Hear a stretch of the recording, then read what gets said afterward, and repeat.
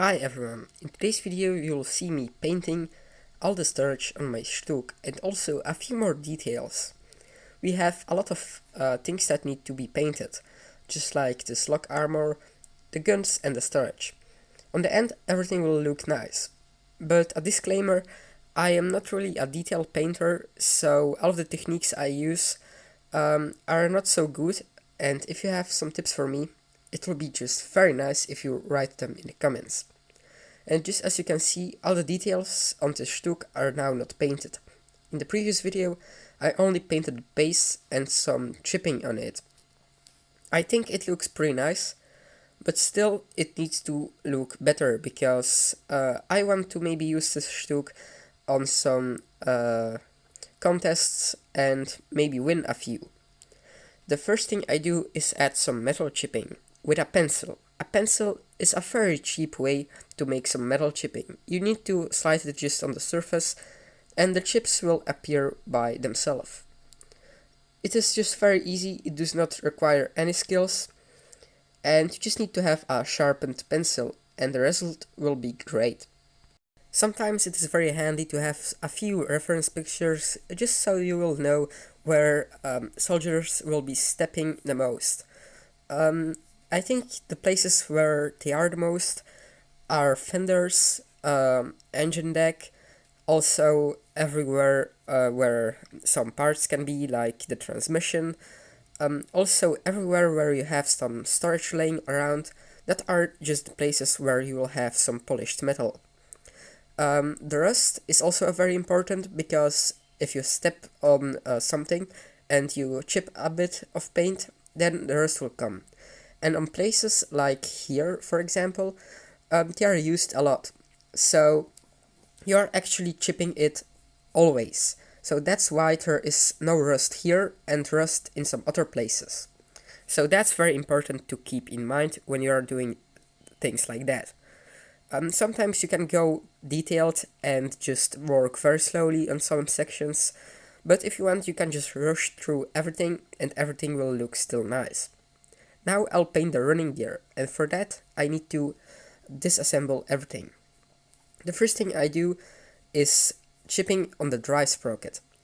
It is from metal, and tanks drive almost every day, so the paint does get chipped off. And the rust has actually no time here to appear, so that's why everything here is polished. And here you can see how it looks, and the result is just achieved with a pencil, what I think looks just great. I see many times people using very expensive metal paints or metal products, but I think that's not needed if you have a pencil. Also, don't forget to do the same on the idler wheel, because it gets polished as well. And then you can put actually everything back on. And now I'll go further with the road wheels. The road wheels were on my stug from rubber. It is just good to look at some reference pictures, what type of wheels your stug had, because some of them had steel wheels, but most of them had rubber wheels. And for that I'm using rubber black and a very thin brush to paint them. You just need to be very careful and paint the rubber only. So try to not paint the rest of the wheel. If you paint the rest, just quickly remove the paint from the rest of the wheel and try to go very slowly and carefully. Rubber black is just a bit lighter black, but if you do not have rubber black, you can use normal black as well. There will be almost no difference. Rubber black looks almost the same as dark gray. So if I painted my wheels, there was almost no difference between the rubber and the dark gray. Also, don't forget to paint these wheels. On some of the stugs they were metal, and on some of the stugs they were from rubber. Sorry, I'm pretty sick now, so that's why I have difficulties with talking. Also, I did chip the rings that are on these wheels. Now I'm painting the log armor with some brown paint. I'll paint actually a few other things on the log armor, and I also paint these wooden pallets with the same paint. And if you watch me a lot, you noticed my voice is a little bit different, and that's because I am sick the last few days, and that's also why I had only model previews the last few days, and no real videos. And I have a lot of difficulties talking now, so sorry for that, guys. I'm also painting a few different blanks with other colors, just so my model will have some variation. It is very nice to do it on your model. I'm sure it will get a few extra points on a contest then. Now, I'll be dry brushing some other paints on the log armor. I decided to go with this linoleum deck brown and just dry brush it a little bit. That means removing the excess paint from your brush on a paper, and with an almost dry brush, you just need to slap it around. Now I go with gray. I don't know why, but it turned out pretty nice when I used gray on the end. So just use it and you'll see that it looks nice. The gray I'm using is just regular gray. It is not really a specific gray, and it looks like that. It is of course not so good at the moment, but I need to dry brush a few other shades of other paints. Now I'm using bronze green, and I have just a little bit more brown left, so I dry brushed again a few actually places of brown, and on the end it turned out great.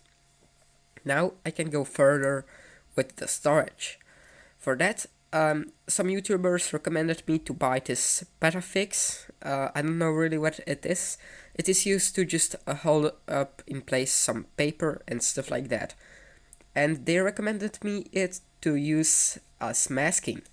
And on the end, it turned out very, very nice. The one I bought was very expensive. I think like €3 for this sheet. But you can also find some cheaper ones, what I'll recommend, because it is very useful, and if you use it once, it gets very dirty. Of course, you can use it a few times, but it gets very quickly dirty. So you just need to get a few very, very small strips of it, and just put it everywhere where you don't want to have paint. In my case, that are the planks that I just painted a few seconds ago. For that, it is very useful to have a toothpick. It just makes shaping this thing much, much easier. It is also very sticky, so just try to not use your hands for that. If you have also very wet hands, then it will stick even better. What I found was strange, because normally if you have wet hands, things do not stick so well to your hands. After masking everything, what took me around 20 minutes, it looks just great. I accidentally broke off 1 mg, but it will be even better for the painting. And I did only use up 3 of these squares. Now I did take nether green, and I'll paint the boxes that you can see here with the color nether green. For painting, I'm using a few different brushes. The brush I'm using now is size 4, I think, or 3, I'm not sure. And then I'm using also a few other brushes that are size 000 and 20. Now I'll put on some music, and you guys can just see all the paints I'm using somewhere on the screen.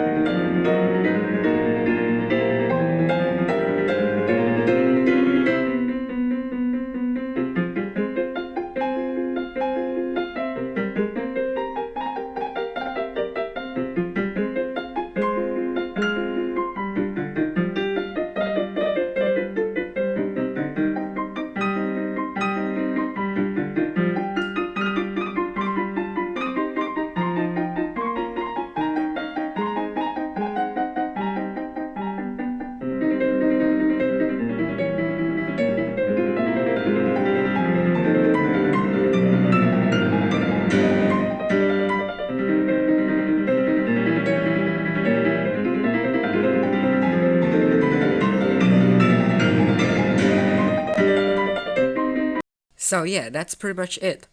As you can see, I did polish the guns off camera, and sorry for that, but it was just much easier for me to polish those small pieces with having no camera in front of my face. So sorry for that, but I think you know how to do that just because of the beginning of the video. You just take a pencil and you slap it around the gun. I think everything turned out pretty nice on the end. Of course, it could be better. And also in the next video, I'll weather the tank and I'll add some washes. Maybe it will be then also that I will create a diorama for it, but I'm still not sure if I will create a diorama for this beast. So yeah, that's pretty much it. I think everything looks nice on this tank. You can also remove the back pallets just to have it in a different position. So thanks for watching and bye!